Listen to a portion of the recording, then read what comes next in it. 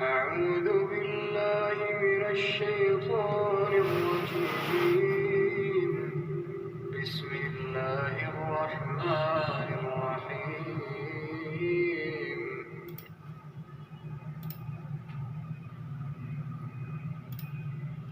يا أيها الذين آمنوا لا تتخذوا آباءكم وإخوانكم أولياء إن استحبوا الكفر على الإيمان ومن يتولهم منكم فأولئك هم الظالمون। ऐ अहले ईमान, अगर तुम्हारे माँ बाप और बहन भाई ईमान के मुकाबिल कुफ्र को पसंद करें तो उनसे दोस्ती न रखो, और जो उनसे दोस्ती रखेंगे वो जालिम है। قل إن كان آباؤكم وأبناؤكم وإخوانكم وأزواجكم وعشيرتكم وأموال اقترفتموها وتجارة تخشون كسادها ومساكن ترضونها أحب إليكم من الله ورسوله وجهاد في سبيله فتربصوا حتى يأتي الله بأمره والله لا يهدي القوم الفاسقين। कह दो कि अगर तुम्हारे बाप और बेटे और भाई और औरतें और खानदान के आदमी और माल जो तुम कमाते हो और तिजारत जिसके बंद होने से डरते हो और मकानात जिनको पसंद करते हो खुदा और उसके रसूल से और खुदा की राह में जिहाद करने से तुम्हें ज्यादा अजीज हों तो ठहरे रहो, यहाँ तक कि खुदा अपना हुक्म यानी अजाब भेजे, और खुदा नाफरमान लोगों को हिदायत नहीं दिया करता।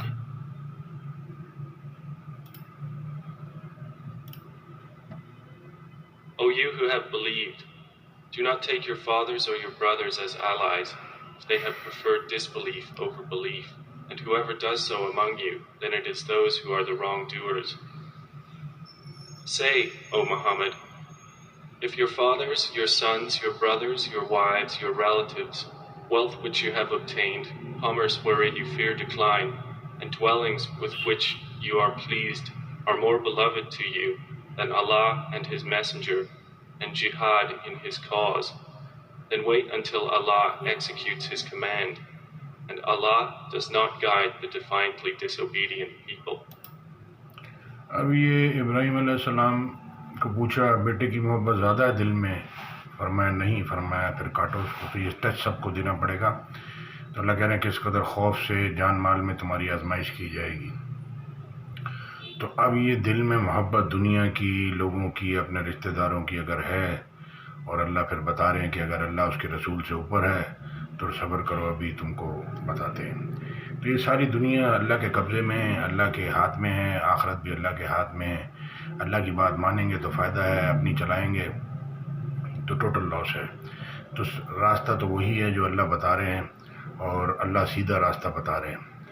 तो क्योंकि अल्लाह ने हमको जन्नत दोज़ख को, सब चीज़ों को, हमारे पोते पोतियों को, बच्चों को, सबको बनाया है, तो अल्लाह को ज़्यादा बेहतर मालूम है डॉक्टर से, किसी भी दुनिया के इंसान से।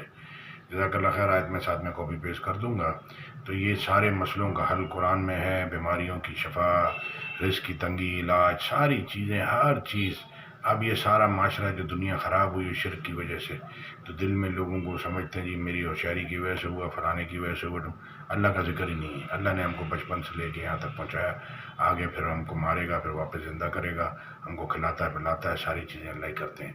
जज़ाकल्लाह खैर। वो तो देखने में नज़र आती है, माँ बाप ने पाला और ऐसे। और अल्लाह कह रहे हैं कि शैतान के कदमों पर ना चलो, और जो किताब उतारी उसकी पैरवी करो। जज़ाकल्लाह खैर। अस्सलाम वालेकुम।